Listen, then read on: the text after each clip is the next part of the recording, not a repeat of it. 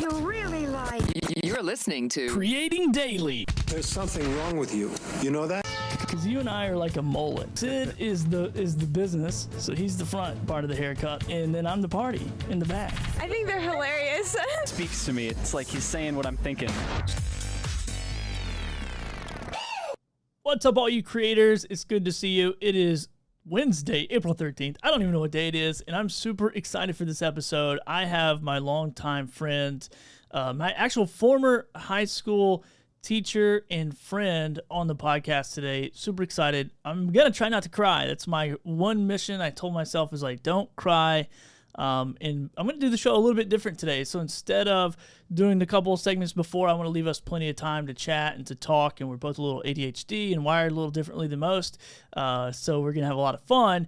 But I do want to set it up a little bit just to give you some backstory because I don't want to focus too much on it during the show.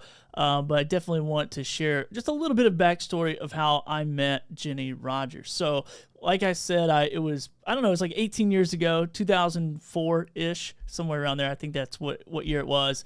I walked into a high school choir classroom as I had done numerous of times before, dozens and dozens of times throughout my high school career. This was my senior year, first semester.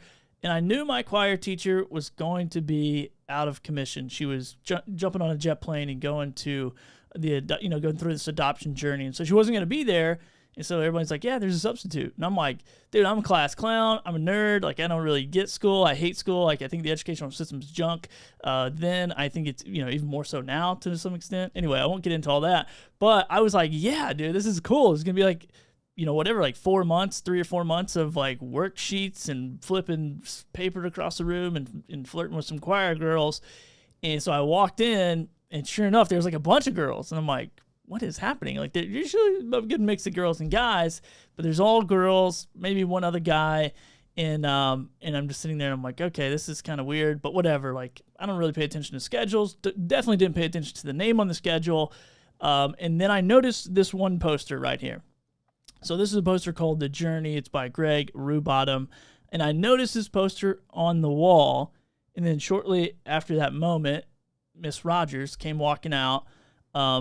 Super awesome personality, loud, strong, a little ADHD seemed, but real organized at the same time. And piqued my curiosity. I'm like, oh, okay, this is interesting. And she starts talking, and she's like, welcome to the girls' performance arts class. And I'm like, you got to be joking me. I am getting out of here. And so I had like this 3-day window to like get out of this class. And within that 3 days, one, I think I won Miss Rogers over a little bit. Two, she won me over because she said, here's the deal she made. She said she found out I played guitar or bass or something, or I was a musician. She said, if you'll stay in this class for this semester, and we're going to do something really cool, I promise. I promise we're going to do something really cool. And if you do, and she knew I really was fond of this poster by this guy, she said, I'm going to give you that poster at the end of the semester. And so this semester that really, I love a bargain. I love a good deal. I love to shake hands and make deals. And this was the best deal I've ever made in my entire life. And so anyway, I'm not going to cry. I said I wouldn't, but it literally changed my life that 4 months to take the journey I've been on to do all this stuff. And anyway, I'm happy to have my friend Jenny Rogers on because she means the world to me. It's a huge show, and I'm excited to have her on. I said I wasn't going to cry, but I did. Hold on. I got you muted. You can't even talk and save me from my own tears. Dang it. All right, now let's go. I'm done crying. I said I wasn't going to do it, but man. I did. Golly, Billy, man, that was beautiful. That was beautiful. And that is why I'm here, is kids like you, man. I remember that. I remember all those days. East High School was East High School was one of those experiences where I was lost coming in to you guys. I was lost in my own life. And I looked out there and I saw that all you guys were lost too. So I felt like we just kind of belonged together. And when it comes to you saying it changed your whole life, I don't really take the credit for that. I think it's being in the right place at the right time. I think we save each other. our journeys, you know what I'm saying? Where whoever comes into our life and we walk into theirs, somehow we end up saving each other. And so Yeah. I guess I'm so blessed and I'm so grateful that God did that in your life, because I did get to watch you do something that that changed my life forever, which means that when we did for those listening, that we did and I'm not really sure why. It's either East High School was going through a rough time at that particular era, the decade or time, a couple of years in the school. And I remember Mary Rouse, the principal, said, "You can do anything you want to do, Jenny. Just make us look good." And I thought to myself, well, we just need to get out there and sing, man. We just need to get out there and sing. And we put together an album, Yeah. and Yeah. actually you guys wrote the songs on it. Yeah. And in fact, I have one at my house. Do you have it there? I don't have it. I don't have it. I actually meant to pull the cover because I think the cover picture is still on Facebook somewhere. I meant to pull it. That's I amazing. have the CD. I That's still have it. amazing. In fact, it's in my closet somewhere. But you wrote that beautiful worship song on it, Yeah. and we did the concert and sold the album, and it was just the most unbelievable, vulnerable, if I can say that, Yeah. vulnerable time in my life where everybody did something out of their comfort zone. Yeah. Everybody got away from what should be and did what is in the moment, how they were feeling in the moment, what they were experiencing in the moment. I mean, we had, gosh, kids in ISS that were Yeah. writing songs Yeah. for that CD. You remember that? Mhm. I mean, it was It seemed like it crazy. seemed like you had the whole school writing songs. Like it was It was probably one. crazy. It was one of the projects I remember. Like the whole school was like involved somehow. Like everyone's like, "What are you guys making an Yeah. album? You guys making a CD?" Yeah. And it was just fortunate that I was in this girls' performance arts class, which was a huge mistake by myself or someone else. And it literally, and here's how when people ask me like what was because I feel like everybody has those moments in their life where it's just this huge pivot, this huge transition. And when people ask me about it, I take them back to that moment and say, this was somebody who didn't just walk into a room and say, "Hey, you can do anything you want to do." But you literally, as a creator, walked into a room and said, "Hey, you can do anything you want to do, and I'm going to show you how." And that Oh, was that like absolutely. it was like that moment of, and I'm not a songwriter. I'm not a musician. I mean, I've barely played my guitar in like 5 years, but it opened up this ginormous door. And when I tell people this story, I'm always, it's on the back of, hey, your message really does matter. And if you want to start a podcast and, a book, a blog or whatever, like this is what it does to people. And I'm that testimony of a person who, if you weren't in that moment, and now, all stars align, God, Buddha, whoever people subscribe to, whoever you give the credit to, if you weren't in that moment, I wouldn't be in this one. And so, Yeah. and I know that for sure. And that's why it's important for people to get over themselves and create. And you've been Yeah, doing this totally. for a long time. I mean, you're Totally. multi-hyphen, you're a musician, a singer, a songwriter, when I say musician, guys, I'm talking like every instrument you can possibly think of, and an author multiple times now. And so I'm excited to have you on the show and really just share your story of like, and I'm thinking 59 years, like 59 years of creating.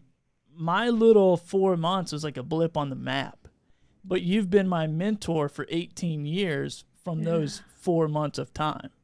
Yeah. And you didn't even know it because we've connected maybe No. 5 or 6 times No. over the No. last 18 years. But the stuff I learned in that 4 months is like, I carried with me forever. So Yeah. thanks. I'm going to drink my water and cry.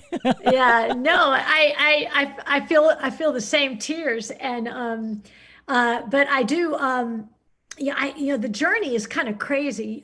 So I love the fact that you're doing creating daily, because that is kind of, to me, our essence as human beings is we're creators.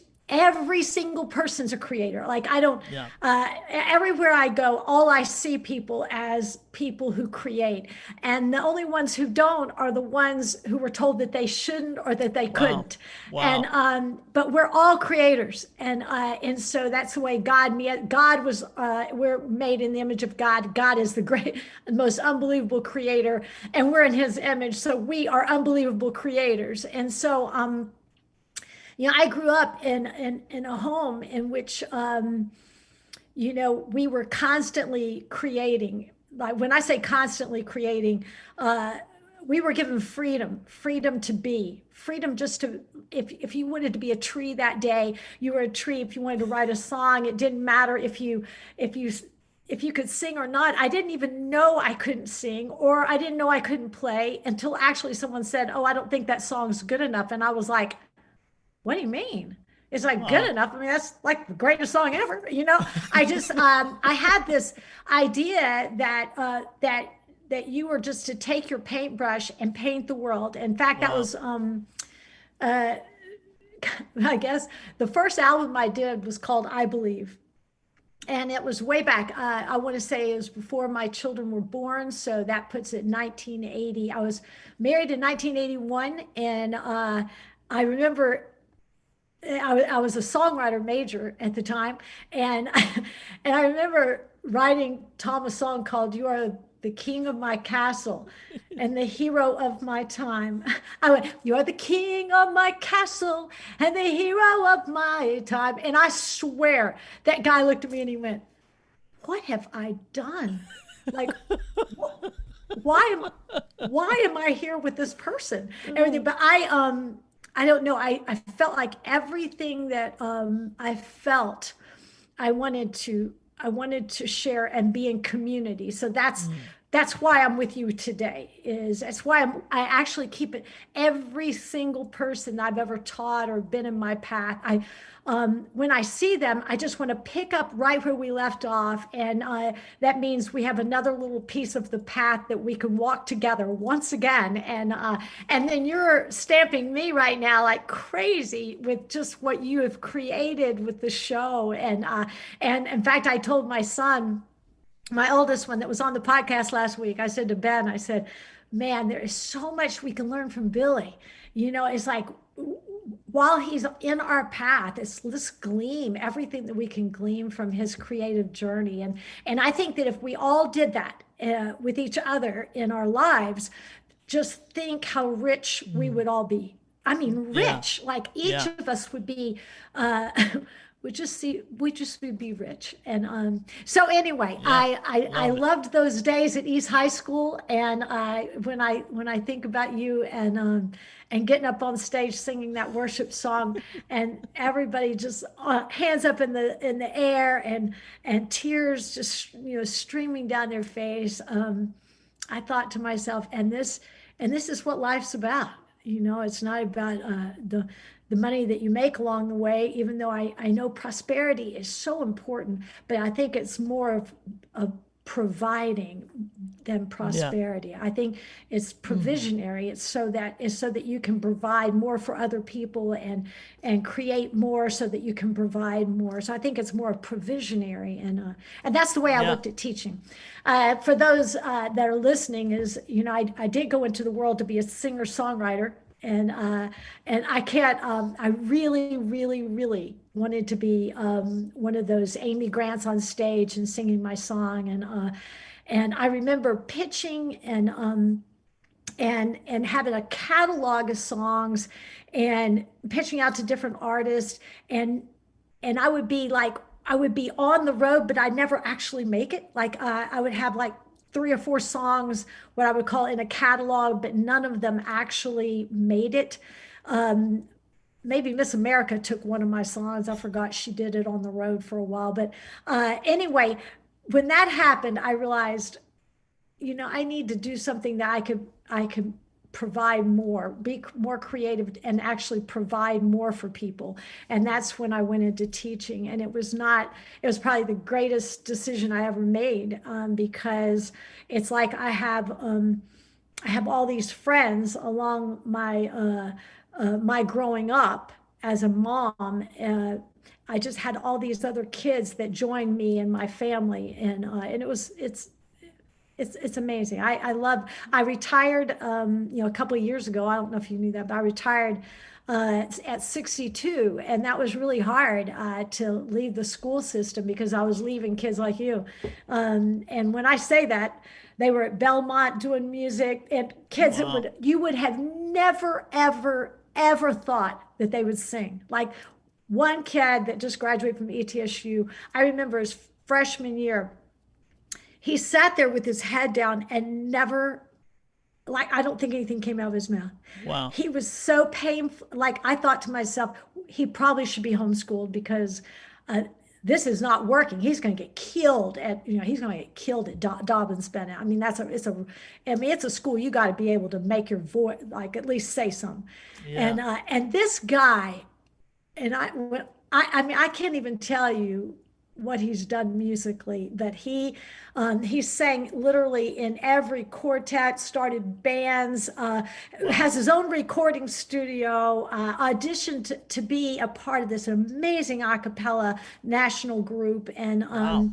And I just look at him, and right now we had a conversation a couple weeks ago. I forgot. Oh, I was with Mama Bear. I was with my book in a Yay. signing. Yeah, I was with my book in a signing. I looked up and there was Isaiah Bishop, and I Wow. went, "Oh my gosh!" And he said, he goes, "I want one of your books." And I said, "Well, I want one of your CDs." I was like, this is like, we were just like, what are you doing? And he actually is now going into the police force. He's going to Wow. be a cop, and he wants to actually be in FBI and everything. But it's Wow. just That's like, cool. it's just living and connecting with people. So to me, that's Yeah. what creativity does. It Wow. allows connection. So if you didn't have this show, we would not be connecting. We just Right. wouldn't. Yeah. You know what I'm saying? Yeah. Your creativity has allowed me to stay in contact with you, and it's the same thing that Mm. connects, you know, gosh, everyone in my family, but even those that I meet just randomly, with gosh, entrepreneur, like groups like Hope that are 501(c)(3)s. They're groups that are out there helping other kids. Our paths cross in the vein of creativity. Let's create an Wow. event. Let's create something that would help these kids get from A to B, and or let's teach them how to shop. And then let me connect you with another group that. And now all that is creativity. So it's just a Mm. great show. What you're doing is amazing. Yeah. Thank you. I appreciate the kind words, and I totally agree. I think that when you lean into that creativity or you learn to be a creator, I think some people don't have that atmosphere where it's encouraged and their mom tells them like, hey, you want to be a tree today? Go be a tree. But it's like so when you get into those moments, let me ask you this, and then I do want to move on and talk about, your journey as an author and your new book, because I love it. I think, thank you for sending it to me. But and I know that you probably have had these moments where you're just like, I know I want to create something, but I just don't know what it is. How do you get inspired? Like, how would you tell somebody if they feel like it's on the inside of them, but they don't get it out? What tool do they use to mine that thing out of their own life? The first thing that comes to my mind is a window. A lot of people look at what they want to do in a mirror, and they look at themselves and say, okay, I want to do this. I want to do this. And all they do is see themselves. And, um, and to me, that blocks the very thing that is inspiring. Not that I don't think you are inspiring, but where do you get that inspiration? You get it by looking outside a dang window, is Yeah. looking out. And so when I want to be creative, which is every day, every minute of my life, literally, I'm not even lying. No, I know. I I'd like know to tell you. people that I I am creating as I'm going to bed, and I'm creating.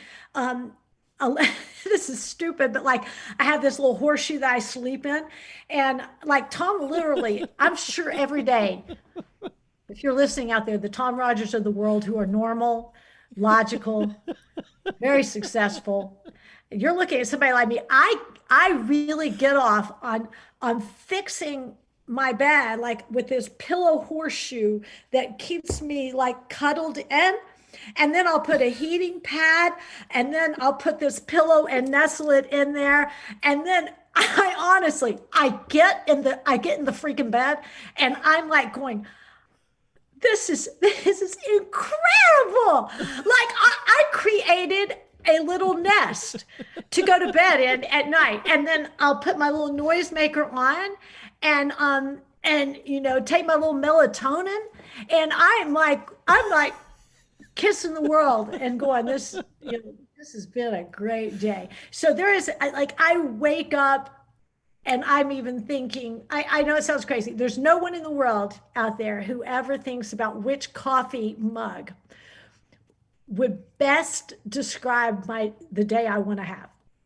All right. Am I feeling like a glass? Okay, this is an example. I'm at my creative desk that I created, but this morning I felt like a glass coffee, like it had to be glass, and I don't know why, but I looked at it this morning. I was like, God, it's just like a clear day. Like, I'm feeling really clear. And then so I have that cup of coffee, and then I went, and then I went to this because I always feel like if I have the word Starbucks somewhere in my day, and so I have it in my cup, but I have it full of water. And then, and it's pink, and that's not by mistake, Billy. The pink is not by mistake. Yeah. Like I had three choices. I had a blue one, a green one, and a pink one. And you asked me about creativity and like how you get inspired. Well, I just look at the color. Like I decide what color is inspiring for today, because Yeah. I don't think that it has to be the happy pink. Does that make sense? I Yeah. think it could be. I love the earth tones. In fact, my website that actually launched today. So I hope we get to Yes. share that. The Yeah. website launched today. Absolutely. And and I'm sure that this chick was going, man, I hope I never meet another Jenny Rogers again, because it was like daily I was recreating that website with her. Like I was a different color. One day I was green. Next day I was like just very mellowed out with maybe the earth tones. Because some days I am so earth mama Yeah. that like it scares me. Like let's go to Woodstock and let's just go. let's just plant Let's go. ourselves in the tent. You know what I'm saying? Yeah, get the bell bottoms on, which are not too far from this chair. Okay, and the old bell bottoms. In fact, I thought about putting the big earrings on for this.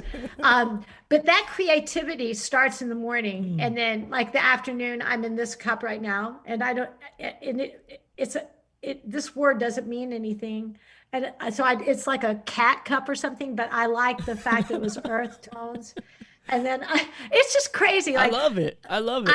I create all day. You asked me Yeah. what inspires me. That was your question. Yep. And you cannot look in the mirror for inspiration. You cannot look in there and go, okay, dum dum da da dum da da da da da da da da da da. Yeah. You can't do the Rocky theme and make it happen. Is Wow. that you have to fall into creativity like you were on a mountain, and the dawn of a new day is jumping off. Wow. Wow. And the dawn of a new day, like you get up, and I didn't, and just for everybody to know I didn't get that on my own. If my mother was sitting here and she's 86 in an assisted living, you would swear, Billy, that you were listening and watching Jenny Rogers. You would swear. You would swear. Love if Kelly, you know Kelly, and yeah. again, there's nobody more creative from the morning that chick wakes up until she goes to bed with everything that she sees. Like it's you just can't look in the mirror, and I think so many people do that, and yeah, that's scary. That's where fear comes, is when you look in the mirror and you see the limitations. Yeah. And Wow. and there are like if I right now, if I exchanged my eyes from you to me, I'm I'm inspired when I look out to you. And I can do anything because I'm looking at you. Wow. But when I turn and I look at this screen and I'm looking at me, I want I want to run. My personality would be to hide because I'm not one who's like really. I look like an extrovert, but I'm really not. I would go to my room. If I looked at me, I go to my room. But if I look at you, I go running. I wouldn't care what I look like, and I wouldn't care what it was because all I saw was somebody to do it with. And Wow. I think that's where creativity comes is out the window, you know, Yeah. is open it up. Like my desk, I position my desk with behind me is this huge window, and I'm in the basement just because that was the only room to put a big table for a computer. But I made sure that it was in front of a window so that I could look out and I could see things that change, a tree, the things that have movement and things that are real. And I think creativity is in things that are real, and Gotcha. they're in real they're in the real, and I don't care if they are ugly that day because you know like in my book, one of the reasons I started the meditations was actually for your age group. I wrote it Yeah. for those kids who are actually coming into this point in their life where they realized, oh my gosh, I do have to jump off the freaking cliff. And now I need to look at myself, and see if I'm fully equipped. And then they look at themselves some more to see if I'm, physically ready. They look at themselves some more. And by the time they keep looking at themselves, they can't, they're Wow. frozen, Wow. they're stifled, they're in fear, they're thinking, well, what if something else comes up that better suits me? And and there's just is nothing else in the world but this moment. Yeah. There's no Love better, that. there's nothing better than what we have right today. Like if this is the last moment that I've got, man, on this earth, the last moment, I cannot think of a better way to spend it than with you, man. I couldn't think, like, I don't want to cry or anything, but there's like I Yeah. would have lived the best moment because I lived it being alive, and Wow. truly just investing my in community, Love this. in dreams. Does You that know, help with where I creative inspiration is? yes, I love it. A couple of takeaways from this. I understand my wife better because she's a graphic designer, website developer, all those fun nerdy things, and so she looks at color palettes for fun. Like I walk into the kitchen, she's sitting at the coffee table or kitchen table with her laptop open, looking at Pantone colors, and I'm just like, I do not understand what's happening right now. But she is inspired by that. And I think the takeaway, the biggest one is like allow yourself to be inspired by all the things. Even if it's a coffee mug with a cat on it that Totally. makes no sense. Or Totally. if it's the Totally. like whatever. I think that is so many times where we're looking for the motivational speaker, we're looking for people and Totally. all the time to like do something for us. But I love how you just say like I just wake up and decide like, oh, how do I feel? And like talking about it, I have this Larry the Lemon mug. There we go. Yeah, I got it. Yeah.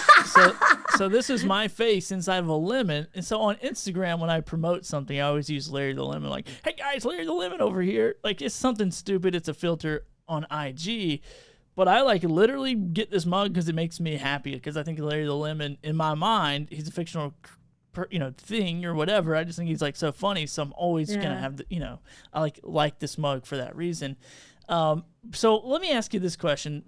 I titled this show "The Woods," and then 59 years of being a creator or something of that nature. And the reason why I did that is because one, for people listening or watching this, every time I send a guest invite, I ask them, give me a few things that you would like to talk about. Like, I'm not coming up with all the topics and subjects. I'm trying to dive into what people want to bring. And so one of those things on there was the woods. And then I asked another question, how long have you been creating? And you said for 59 years, which I was like, wow, what a crazy thing to do. So we kind of talked about the lifelong creator journey, but what is the woods? What is this all about? Um, well, actually, in my website, the opening page is "Welcome to my woods," and and I guess I would never have come up with woods as a description of my life.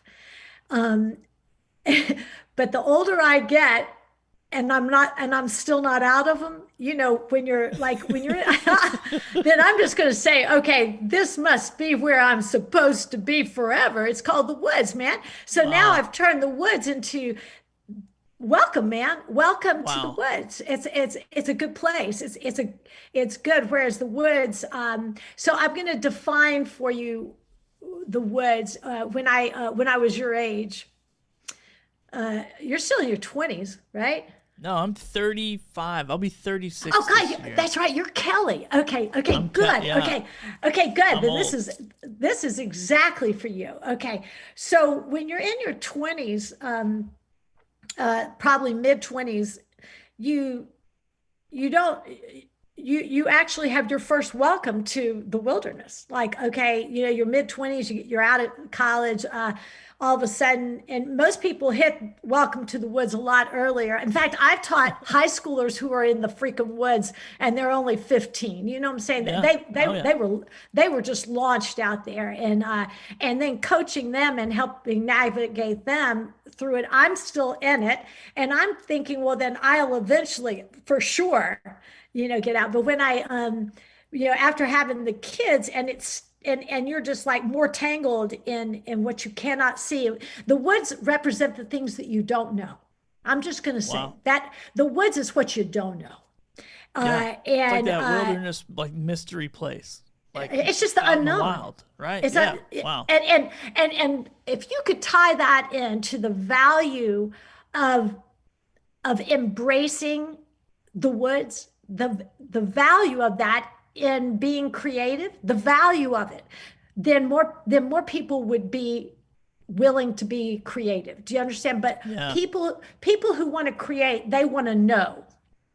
They want to know what's out, what they can accomplish with it. They want to know it's going to be, semi profitable. They want to know things. They want to know if it's good or not good. They want to know how people are going to see them. And that's not the way it's going to be. When you create something, you're creating. That drives me crazy. When you put it on just me. Oh. Oh, I love it. It's Okay, good. when you put it There's a on little, just me, I, there's I, a I little, go. I, little pattern interrupts there. I was like, whoa, whoa.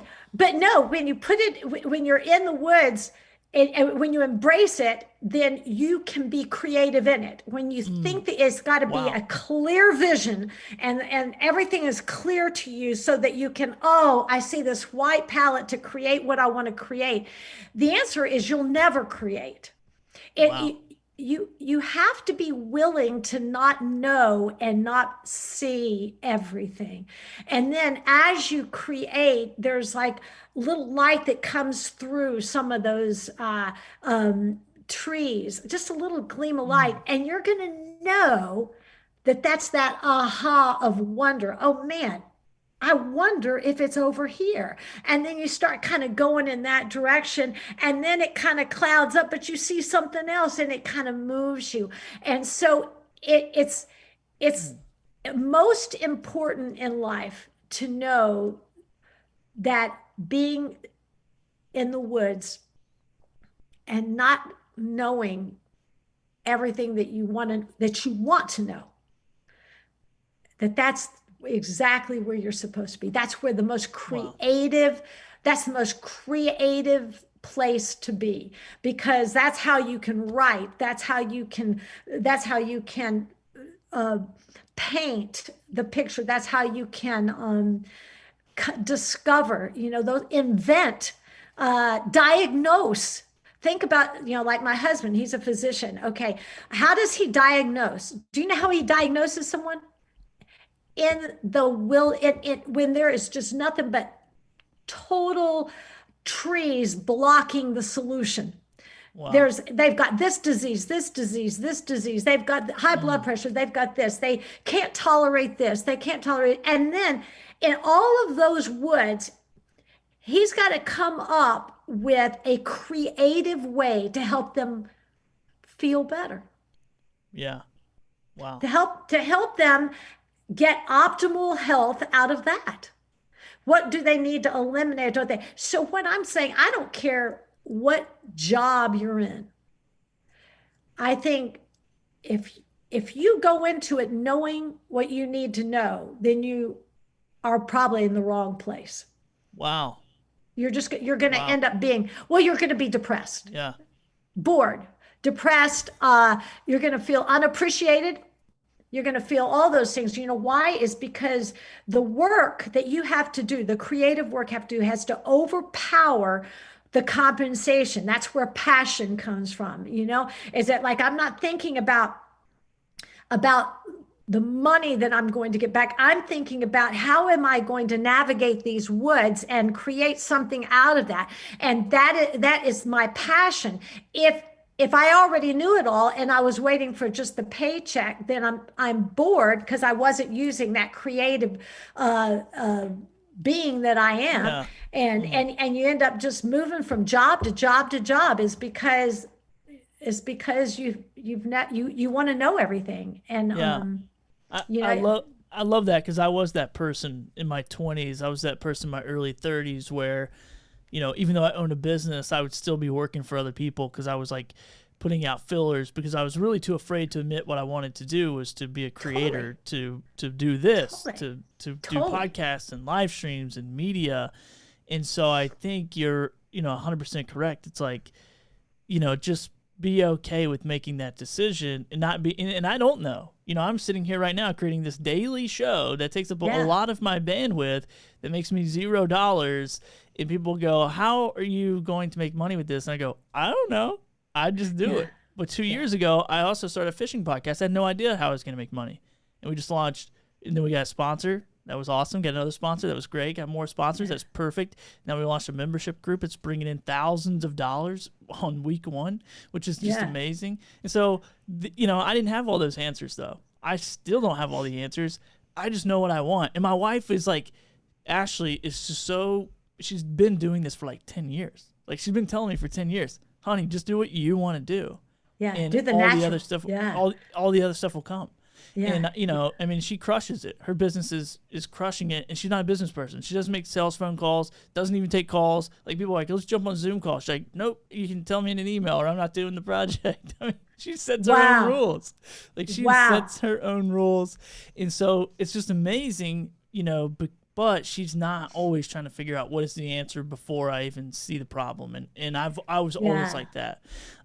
So I love that you said that. So let's transition a little bit. I want to tag one more little thing in that one little section. I want to tag one thing. Let's go. Is that you can be creative monetary, like with money. Sure. Like, in other words, my creative mind does think, okay, how can I make the money from this? Yeah. How can I and create that? So in other words, I don't want to separate that because that always, I don't mind saying, but that always just really ticked me off. When people thought that creative people were lazy and they didn't care about starving artist. Yeah, the starving artist story. First of all, it makes me angry, because that is belittling the value of what we do. And there is, and I don't mind telling everybody in the world, there is absolutely not $1 that they can place that would match the value of my being. Of what it is that I've experienced, of what I know, knowledge. There's no dollar bill for that. There's only creative ways of making it, but there is no you can't put a price tag on that. So I don't like starving artists. I don't like saying, okay, creative people just sit around and they just think it's gonna happen some way. I don't know how. I mean, let's get a joint. I mean, no, I just it does happen. It's like, be intentional about in your creativity about how you want to monetize that, or do you want to Yeah. how do you want to make money from it? Who is your audience? How do you want Yeah. to build your audience? How do you want to serve them? And do you want to make money from that, and how much do you want to launch that to the next level? So I think all of that is part of creativity, and nothing wrong with any of it. I just don't want anyone to fall into the trap of thinking that it's okay to be creative minus the value of it. Yeah. There, Yeah. there is I there love there that. there is value in creative, in being creative. There's And value in it. And and I'll tell you who got the yeah. raw deal of that is mothers, Mm, stay-at-home moms. They got really belittled because they were not making money. wow. And while they were they were taking care of the kids. And I just think that those judgments are inaccurate. They're inaccurate because you cannot put that, you can't put a dollar bill on people who are being creative in whatever they are. Yeah. That whatever they are, whatever they're doing, is that there's no. But I do feel that you part of your responsibility with your creativity is to be a good steward of it, to find its value, and to not be afraid to name its monetary value. Like, Yeah. how much is this show worth? Well, I believe that it serves this. I find a way to be able to strategize the number of listeners who are being launched to the next level, or actually being advised as a teacher, like I'm teaching right now, type of thing. Yeah. You're teaching, it's like, you're the facilitator and I'm teaching, and you're telling me that value of this show is tremendous. And the more that you put its value in what we would call economic ways, then I think, that makes our world of being creative daily, that kind of whatever, more real, Yeah. more, like out in the workplace. Does that make sense? Yeah. Because I know Absolutely. Yeah. I know for a lot of people this doesn't look like I'm out in the workplace, but I go to work every day. Well, I mean, I taught, but just because when I finished teaching and I went into the creative design of editing and writing and doing, Final Cut Pro and putting together videos, I had to creatively decide what is the value of that. Yeah. The government didn't do it. Like in teaching, the government says you get this amount of dollars for going in the Hmm. door and teaching these kids. And I had to be creative in deciding how much that work that I was doing and the knowledge that I knew Yeah. to put into it was worth. So all those creative Absolutely. people, be a good steward and value yourself. Value yourself. Yeah, I think it's great, and and we can't. I won't get into this, but I do think that there's a system that, as creators and what I would call hyper creators, people who like want to do this, for a living, or full time creators, or whatever you say, it's like there is this fight of this system that was built for us to go work for other people and work in factories and do all these things in the educational system, and it really is that point of, hey, everything on this earth was created by someone or something. Like I don't care what corporation or a factory or a 9 to 5 job Yeah, or whatever you yeah. want to call it, there was a person, to help create that environment, that culture, that economy, whatever it is. And so I agree 100% that people should think about monetization of their creativity very early on. I mean, I think about it before I ever hit the record button. Like, Absolutely. I might sandbag a little and say, I don't know how creating daily is going to make money, but I have a plan. Yeah. Will it work? Yeah, Maybe, totally. maybe not. But I totally agree. But I do want to give plenty of time for your book, because I know we brought you on. You're just a wealth of knowledge and so many years of creation. But you created this awesome book that I I one really appreciate that you sent it to me all the way down here in Puerto Rico, and I don't know if you meant to do this or not, but you put a little note in there that it was talking about being on the show with a bookmark, and you put it on this page number 54, and it's like, I don't know if you want to read it. I don't think I'm going to read it, but I love it. Like, I don't know if you meant to do that. I don't know if you Well, I'll just put it in there, but I want to give I'm people going to like see a what it little. is, and I'll tell you because normally I do. Absolutely.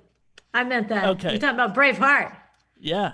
Yeah, absolutely. There's no question. There's like when I actually hand people books is I know well let me explain just to the people listening what Bear Meditations is intended to be. I started out with a, a mentor of mine. His name is Jamie Winship, and I was at one of his conferences, and he said everyone has at least 10 people that they are that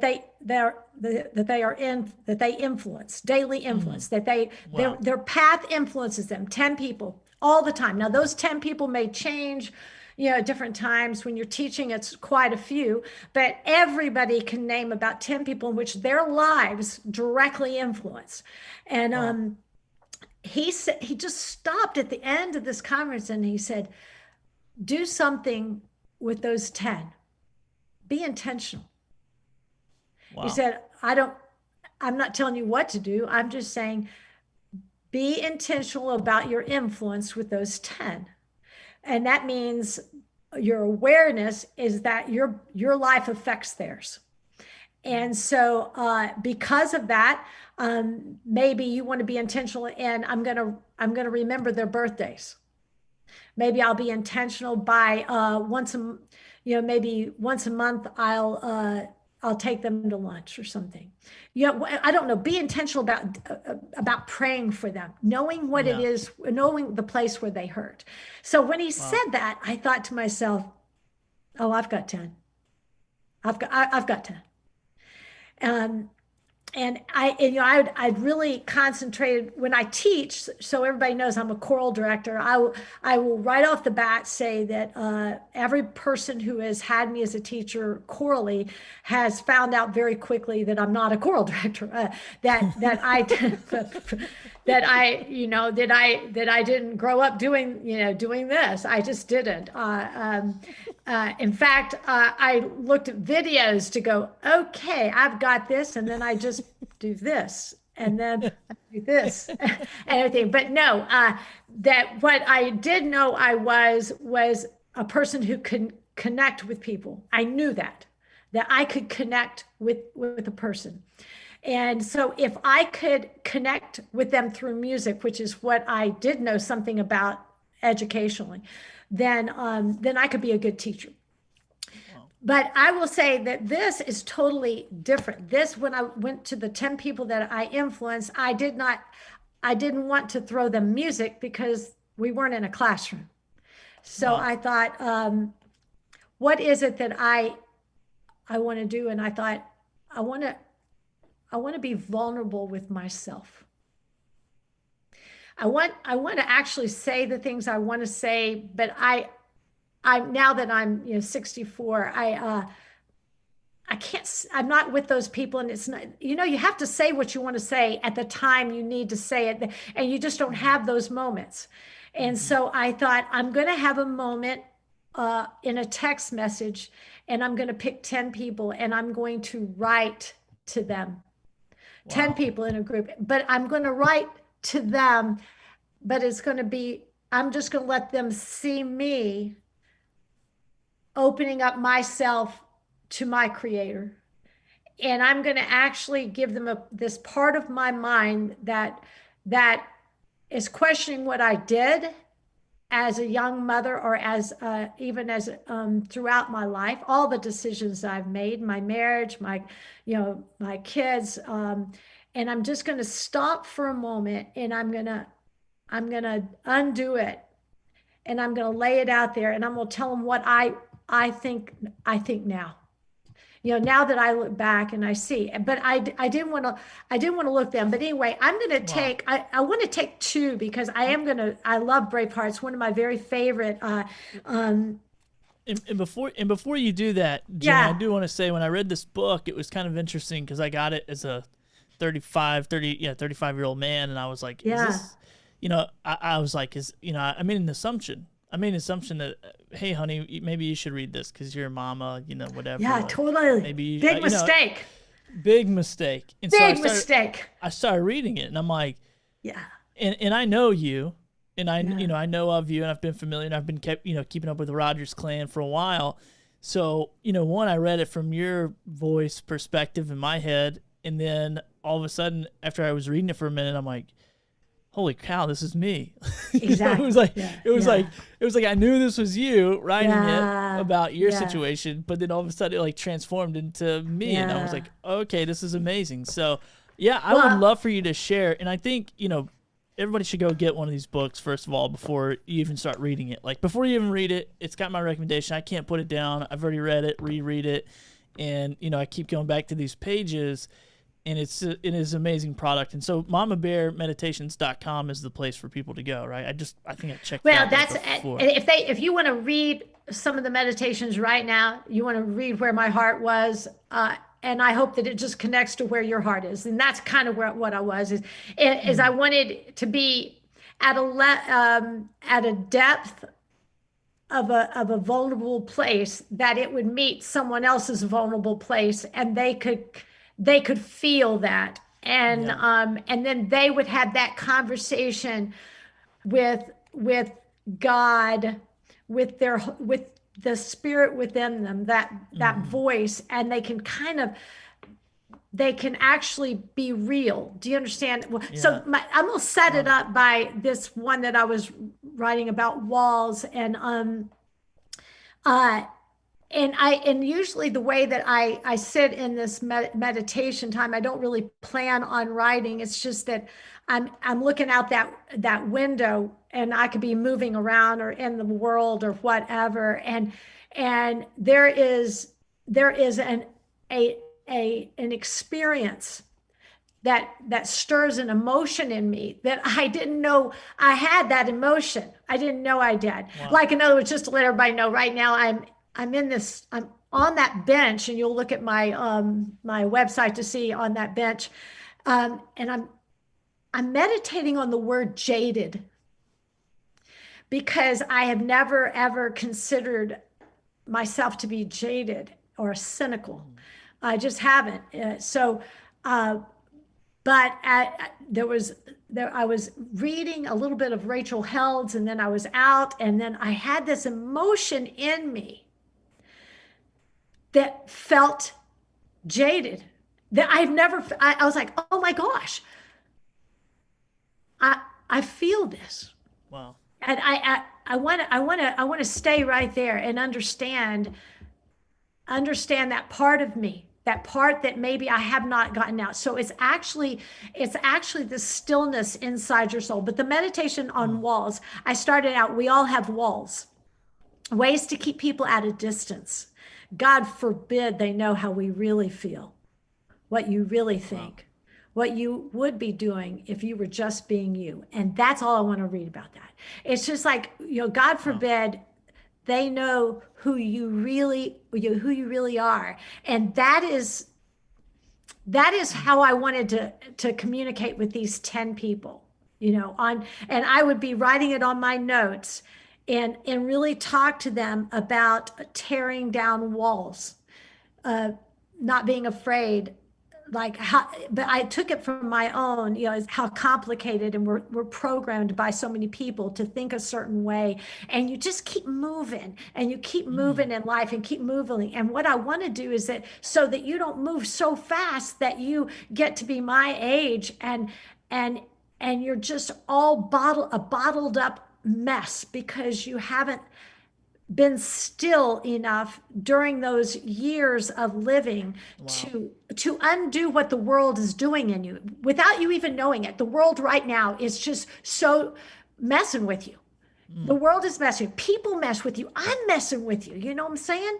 Like I can be messing. It's like you got to be still, and you got to have that moment of undoing what happened today, and processing it through a filter of love that you can see things in wonder rather than seeing things in resentment, or hate, or that kind of Wow. thing. But anyway, I'm going to do the brave heart for you.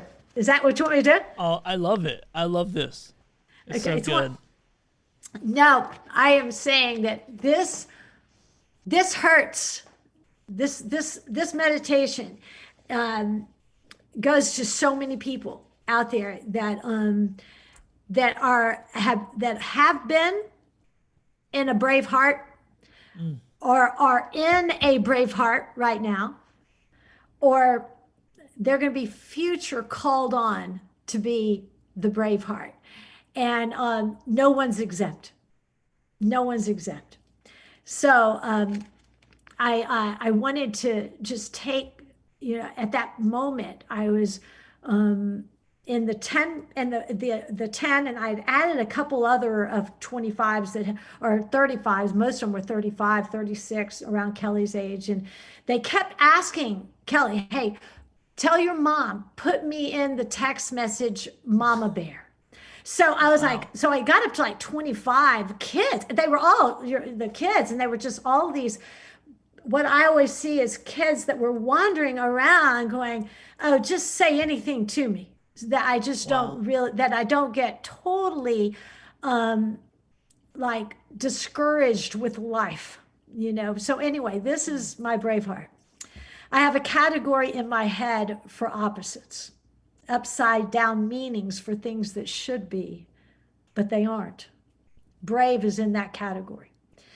You hear the words strong and brave as if they were performing on stage. The opening act, strong, stirs the crowd and gets them pumped up for brave just to come out and give them what they came for. A team effort. But you know who they remember? It's the brave. Anyone can train themselves to be strong. Read the books, do your homework, exercise your mind and body so it responds to your little engine whispering, "You can do it, you can do it, you can." I got the strong. But brave is that word you don't want to hear, that call you don't want to answer, that road that you never want to travel. Ask me to be brave, and immediately, without thinking, the wall goes up. I'm in self-protect mode, and everyone around me needs to get out. I pause to put my walls down. As strong is attached to the physical, brave is attached to the heart. And the heart, well, it's the heart, the place that pumps out love, hope, and courage. The heart stuff is the hard stuff because you fear there won't be enough and it's going to hurt. Not true and true. Brave hearts have more love, hope, and courage than you can ever imagine. The hurt part is the process of it circulating through your veins and back into your heart, so there's more and more to be poured out in the moment. Brave hearts are a phenomenon. They walk through fire and never burn. They pass through rivers and are never swept away. Their steady beat carries on and on and on. It's crazy amazing. Whether your brave heart is past, present, or future, let it be the biggest part of your story. It is mine.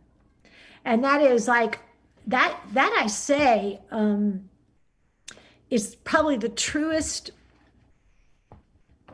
I guess, feeling I've ever had, is that I'm a mother of three, and I think I have lived most of my life in fear of being brave, Mm. a fear that I was going to have to be brave. I was going to have to be brave. Either, you always think of, Kelly was diagnosed when she was 9 with diabetes. And I remember that, Tom was just like, okay, let's just get her to the hospital. We'll get her a pump and let's just move on with life. And we kept moving. And then it was just all these things that I had to watch with her. And then Andy was diagnosed with type 1. And then we went through several really deep, dark, depressing years in my life personally, in our marriage. And brave was not something I wanted. Like in fact, every time in my prayer life, you always pray for the good stuff so that you don't have to be brave. Like strong is fine, but brave, no. Brave is I just don't want to. But anyway, there are so many brave hearts out there. And when I say that you're in the brave right now, I have a friend that is battling cancer right now. Just golly, every Monday, she's doing chemo and hair falling out and everything. And she stands there in that Facebook with just these number 4, I'm on number 4 chemo treatment. I'm on number 5, which is this, I can do it. And what she's doing is she is living out her brave heart. And and more is pumping into that heart and pouring out to other people. And people like me are just being overwhelmingly, lifted up by her brave. So it's the brave hearts of the world that totally change our lives, and yet we fear to be one. And so it's when I think about brave, I still, so just as long as I still don't want to be. I don't know if that's my human. I don't want to be brave. I definitely, I know I can be strong and I will be brave, but do I want to? No. And every brave heart will say the same. They know what it costs, and it costs them a lot. And that's the kind of meditate, like, in other words, one person on the text message, her mother was dying. Oh God, it killed me because Kelly kept saying, can you just write something for her? Can you write? And the same thing is, Ben would say, hey, can you write something just on integrity? What does that mean? Words that 35 or 30 to 40 are really trying to dig up, and they want to be that. They want to be a man of integrity. They want to be a person who doesn't want to be called needy, and I wrote a meditation on needy, and that, because that word really, like, when that came up, is, you're just being needy, and I just want to go, hell, I'm not being needy. I just need something, man. I need it now. That ain't being needy. That's like, and so I thought to myself when I got to my bench, is like, oh man, I lost it. Am I needy? And that's like getting with the Lord and sitting down with Jesus and saying, okay, what is needy? What does that mean? I know what the world has said needy is, and they put label on people. And my favorite meditation of the whole thing is dance. Is I don't care what your dance floor is, just as long as you've got one. Like people that in fact, that's for all the creators of the world, is dance. I don't know what triggered me on that day for dance, but ever since then, I've wanted to send out dance to every person who felt like they could not do something. That they didn't have the floor to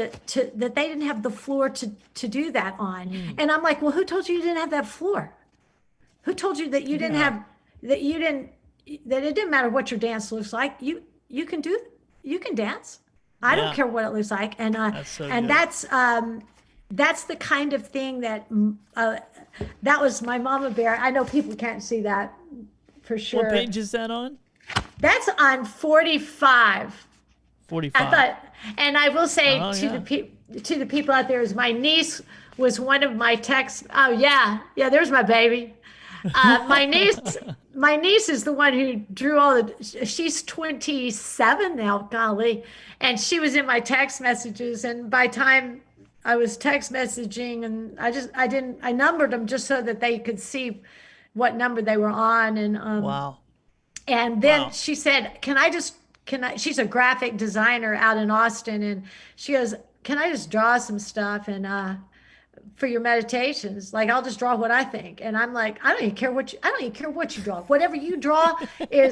whatever you draw is what you took from that meditation. Wow.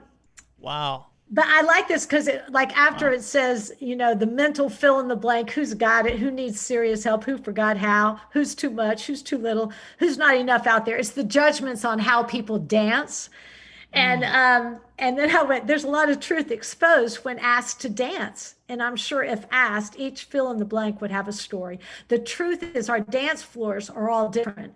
And some have always been open, unconditional, try whatever. That's mine. That's my dance floor.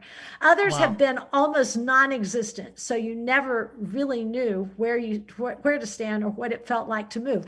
Nobody taught you to dance. Nobody even taught you what creativity is. And there are kids out there who grew up in a home in which no one actually said there was a floor to dance on. Wow.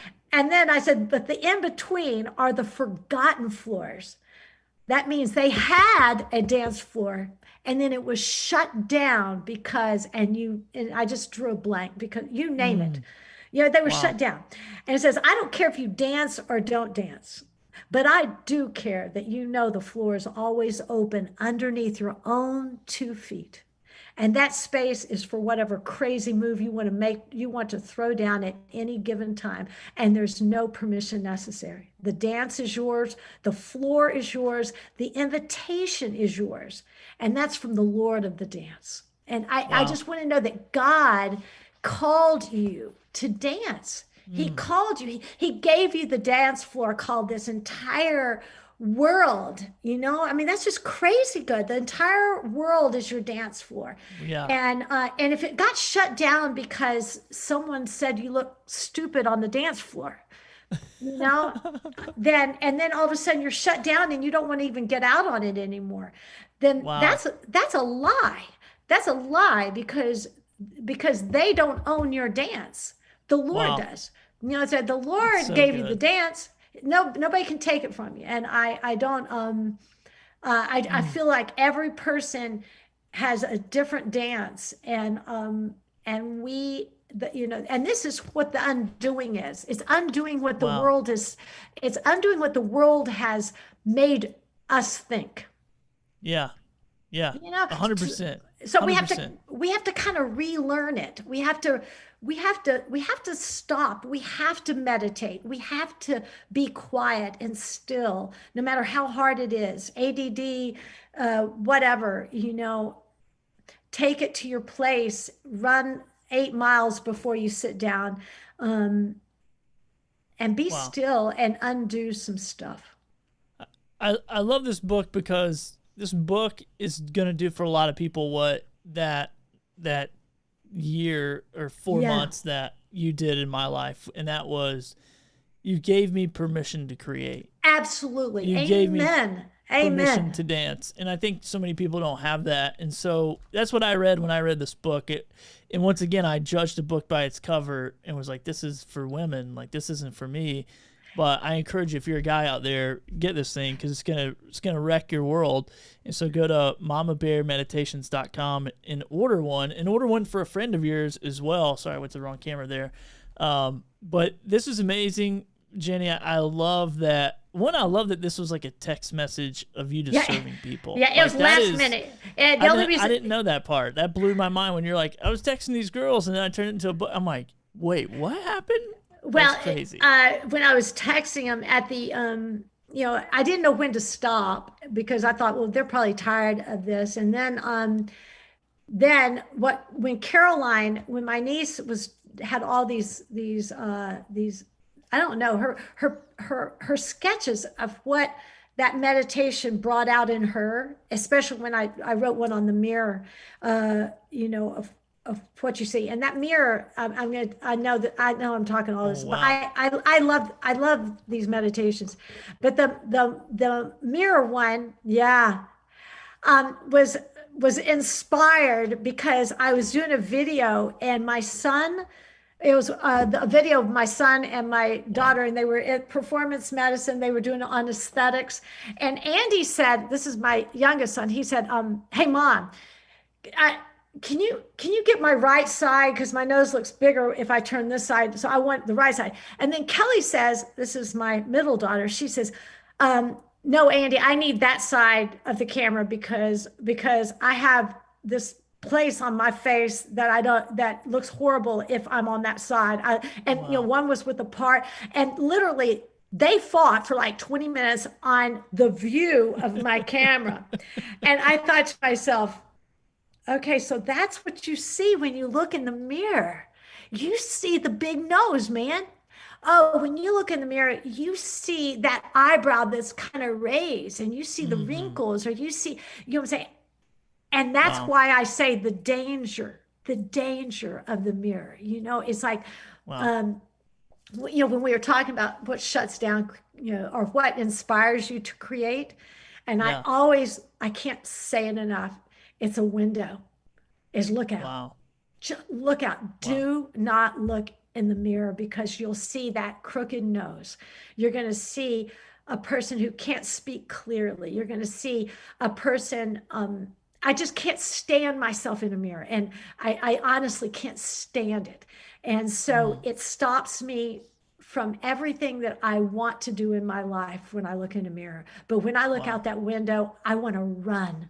I want to run this race so fast. And I never want to stop. I want to be like Forrest Gump. And I want, you know, run, Forrest, run. I do. I think it's the most, I think that's the most fascinating thing, is the change of perspective from the mirror to the window. Wow, man. Wow. This has been incredible. I just been a student this whole entire hour. I've just been like, and I knew I was like, I just want to carve out all the fluff of the show and just come on and chat and talk. And I knew you were going to bring so much value. And I want to have you on again, because I think this is just the tip of the iceberg of some of the stuff. And then I also want to connect you. And if there's anybody listening to this that's a podcaster, and, you know, reach out and I can get you guys connected. I would love for you to go on other people's show to promote your book, but really just do what you've done for my audience and myself, which is inspire me to keep hitting record, keep hitting go live, keep, you know, putting groups of people together and teaching them how to do stuff to get their message out. And I think it's huge what you've done in the last 59 years of being a creator. Like, that is just amazing. And once again, I've just been a little speck on the radar, but you've literally changed my whole life and people's lives, I'm sure, that have, you know, been exposed to me and the things I've learned. And it's just like this big snowball effect. And so Totally. I really appreciate you, and you know I love you. So I love you too, man. And I love the whole Rogers clan. So, and I'm sure we're going to be talking about live streaming and nerdy editing and all that fun stuff. Yeah, so all the things that get it out. That's all creative stuff that that we need to share. That's called being a community, and being in it. So I appreciate what you're doing for us at Performance Medicine, and definitely if I'd love to I'd love to be in everybody's woods, you know. So if there's an opportunity where there's and again, the mama thing, you know, I think when I say everybody needs a mama, and I think that their view of Father God is also a mother God too, you know, a nurturer. You know, God nurtures and loves us like a mother, and so that's the way I look at that. Anyway, thank you so much for having me. Love it. Thank you so much for joining me, and we'll definitely be connecting soon, and hopefully I can get you to connected to some of my community, and they can help you, you know, continue your message, continue putting it out there. So I really appreciate you. Thank you so much. All right, love you, man. All right, love you too. We'll talk soon. Okay. All right, and there you go, guys. That is my friend Jenny Rogers. I mean, such an inspiration. Hopefully, if you didn't take anything away from that, well, if you didn't, you just weren't listening or watching properly. And you should go back and watch it again. Super amazing content creator, been doing it for a really long time, pouring into a lot of lives. So really appreciate her. And go check out her book, Momma Bear Meditations. Doesn't matter if you're don't just think if you're a dude that you won't get anything out of it, because I thought that, and I love this book. It's changing my world. So go to mommabearmeditations.com and check it out. Get connected with Jenny Rogers. And then also join me tomorrow. I'm going to be back here at 2 p.m. Eastern Time with my friend Drew Milton to talk about how do you book guests on your show? How do you get those guests to come onto your podcast? I'm booking guests most of the time for my show, so I'm really going to dig in and learn. So if you're a live streamer, a podcaster, or you get some other thing where you're booking guests, he's done a really good job at it. He's had some celebrity people on his show as well, which I'm going to dig into a little bit, which will be kind of fun. But anyway, join me tomorrow, 2 p.m. Eastern Time, and we'll talk to you then. See ya.